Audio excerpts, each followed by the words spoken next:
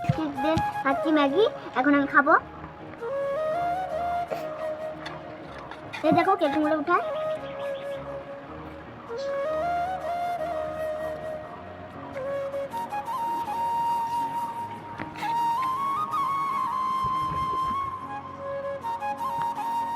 একটা হচ্ছে চামচও দিয়ে দিতে। এখন আমি স্যুপ খাবো। ম্যাগিটা কেমন হয়েছে? ভালো হয়েছে। Bye bye. अच्छा ठीक है। কে আসো?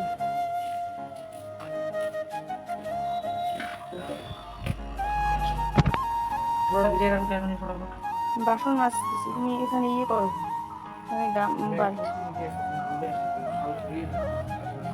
যোগ্য হবে। এটা নারকেলটা কোথা থেকে নিয়ে আসছো?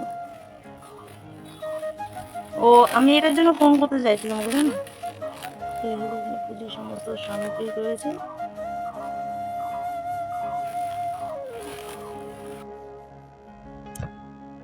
গুড মর্নিং ভিওয়ান, তোমরা সকলে কেমন আছো? আশা করি ভালো আছো। তো দেখো আরও একটু নতুন ভিডিও নিয়ে চলে এলাম তোমাদের সামনে, আশা করি ভালো লাগবে। তো বাড়িতে একটু পুজো করেছি, সে কারণেই আজকের ভিডিওটা। আর এদিকে সকালে তোমার সমস্ত বাসনপত্র ছড়িয়ে রেখেছি, এগুলোকে ধুয়ে নিব।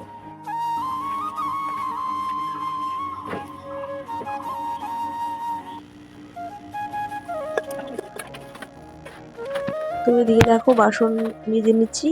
অনেক বাসন, পুজো করতে গেলে প্রচুর বাসন বের হয়, তারপরের দিন আবার বেশি বাসন থাকে। প্রথমের দিনের থেকে না পরের দিন কাজটা বেশিই থাকে। এই যে সমস্ত বাসন মেজে নিয়ে এসেছি, আর এই যে বেলপাতা নিয়ে এসেছি। এখন না বেলপাতাই পাওয়া যায় না, কারণ কেন নতুন নতুন পাতা গজাচ্ছে, তো এই কারণে না বেলপাতাটা পাওয়া যায় না। যাই হোক, চলো। যেটা বলছিলাম, এখন মানে বেলপাতাই পাওয়া যায় না, আর আমাকে 28টা মতো বেলপাতা লাগবে। তো এত বেলপাতা কোথা থেকে আনবো? এত নিখুঁত বেলপাতা লাগবে তার মধ্যে। তো সেটার জন্যই বলছিলাম যে তুমি এ কটা বেলপাতা নিয়ে এসেছো, আরও বেলপাতা লাগবে। তারপর অবশ্য নিয়ে এসেছিল। তো এই যে নারকেলগুলো বাড়ির ছিল, তো কেটে নিল ও। আর দেখো এদিকে আমি ঘরের পুজোটা দিয়ে নিব। ব্রাহ্মণ আসার আগে ঘরের পুজোটা করে নিই, আর ব্রাহ্মণ আসলে তারপর সুন্দর করে প্রাণ প্রতিষ্ঠা করে বজরংবলীর পুজো হবে। তো এই যে দেখো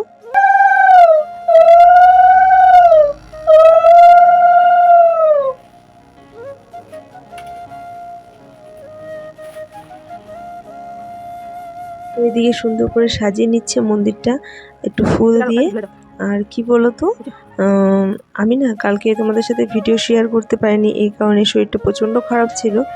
তো সত্যি ভিডিও একদিন মানে তোমাদের সাথে শেয়ার না করলে আমার নিজেরই প্রচণ্ড খারাপ লাগে।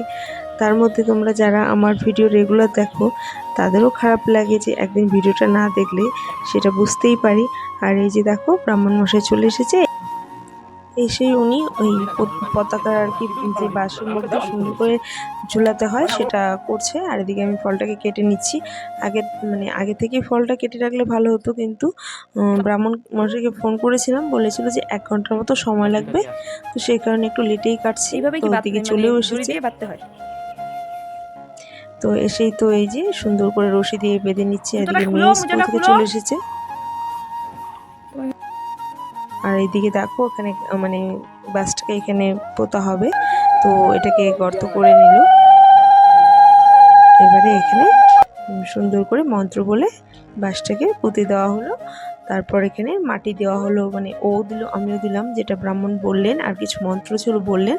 আর এখানে দেখো সমস্ত ফুল বেলপাতা আর সুন্দর সমস্ত রকমের ফলমূল। এবারে তেমন একটা বড় করে করিনি, বড় করে বলতে খিচুড়িটা করা হয়নি, প্রত্যেক বছর করা হয়, কিন্তু এবারে খিচুড়িটা করলেও খেতে পারতো না মানুষ, এতটাই গরম এতটা রৌদ্র।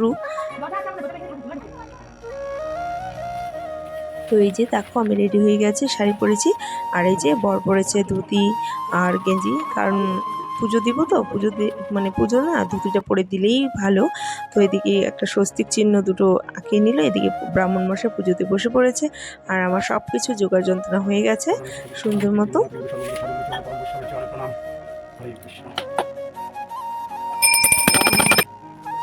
একদম মনের ভক্তি ভাবে, যেমন তুমি তোমাদের সন্তানকে স্নান দান করাও সেরকম ভাবে, হ্যাঁ, একটু মাথায় আস্তে আস্তে একটু গা দিয়ে একটু মুছাতে দেবো। এসো ইদম বজরংবলী সংকট মোচন দেবতা ভই স্নানীয় পরস্যে, একটু মুখটা পরিষ্কার করে দাও।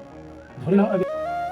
তো এখানে বলেছিলেন যে সুন্দর করে তুমি তোমার বাচ্চাকে যেভাবে স্নান করো সেভাবে শুনলেই তোমরা, তো আমি সেটাই করছিলাম। তো সুন্দর করে স্নান করিয়ে এই যে আমার শাড়ির আঁচল দিয়ে সুন্দর করে মুছে দিতে বললো, সেটা করে সুন্দর করে সাজিয়ে একটা সুন্দর ড্রেস পরিয়ে আসনে বসিয়ে দিলাম। জয় হনুমান জ্ঞান গুণ সাগর জয় কপি শক্তি রূপ উজাগর রামদূত। তো এখানে বরকে বলছিল হনুমান চল্লিশা পড়তে। মহাবীর বিক্রম বচন বিভূতিদায়ী বাসুদেবী নমঃ। কাঞ্চন বরণ বিরাজে সুধীষা সঞ্চন্দন লোকঞ্চিত পুষ্প আলুক জয় ধর্তা বিরাজে নমঃ। আমি এখানে দেখো আসলে তো এই তো হনুমান চল্লিশা পড়া হয়ে গেছে, তারপর সুন্দর ফুল বেলপাতা দিয়ে এই যে দেখো আমাদের বাড়িতে আরেকটা ছোট্ট সোনা এসেছে, তো ওর সাথে একটু কথা বলছিলাম। কাকিমণি, এটা কি কাকিমণি? এটা কি কাকিমণি? আমার চোন না। কোথায় লে? এই যে ও এখন ওর কাকুর কোলে যাবে, হাত বাড়িয়ে নিয়েছিল, তো গেছিল একটু। তারপর এদিকে দেখো সুন্দর সব কিছু পুজো কমপ্লিট হয়ে গেছে, এবারে যজ্ঞটা করলেই পুজো শেষ হয়ে যাবে। তো এই যে এখানে হাতের মাপে পাটশোলা মানে পাটকাঠি এখানে দিয়ে যজ্ঞের জন্য লাগবে সেটা করছিল, আর এদিকে সব কিছু রেডিই ছিল। তো এই যে আগুন ধরিয়ে দিল ওখানে যজ্ঞের জন্য। যজ্ঞের আগুনটা সত্যি খুব সুন্দর মানে ধরেছিল। আর এই তো তোমরা কারা কারা পুজো করেছো জানিও অবশ্যই। আর আমরা প্রত্যেক বছরই করি, তবে এবছর সবটাই করা হয়েছিল, শুধু খিচুড়িটাই করা হয়নি, কারণ প্রচণ্ড রৌদ্র গরম ছিল, আর এত গরমে খিচুড়ি কেউই খেতে চাবে না। আর জানো তো আমি না তেমনভাবে নিমন্ত্রণও করিনি সবাইকে, তাই একটা দুটো করে ফল কাটছিলাম। কিন্তু কি বলো তো, মানে পরেই দেখতে পারবে তোমরা, মানে নিমন্ত্রণও না করো এত লোক হয়েছিল, পুজো থেকে উঠেই দেখি অনেক লোক এসেছে। তো পাড়ারই সমস্ত কাকিমা জেঠিমা ভাই বোন বাচ্চা সবাই এসেছিল। আর সব থেকে বড় ব্যাপার মানে আমার শ্বশুরবাড়ি পাড়াতে না সবাই আর কি যে কোনো অনুষ্ঠান হলে একবার ডাকলেই বা জানলেই চলে আসে, এটাই সত্যি খুব সুন্দর, খুব ভালো। আমিও চাই, আমি না গেলে লোক তো আর আসবে না। তো দেখো এই যে নারকেলটা ফাটিয়ে এখানে দিয়ে দিচ্ছে। হ্যাঁ হ্যাঁ গোড়াতে গেছে। হ্যাঁ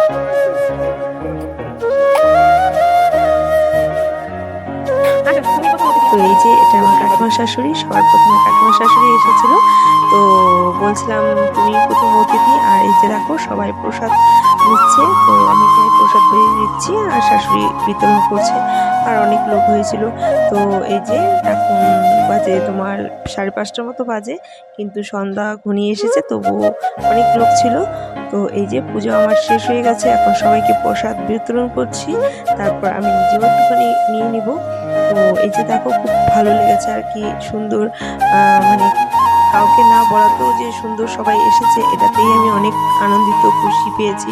কারণ আর পূজাটাও খুব সুন্দর হয়েছে। ব্রাহ্মণ মশাই বলেছিলেন যে তোমার যদি শক্তি থাকে অবশ্যই লোক আসবে, বলার দরকার নেই।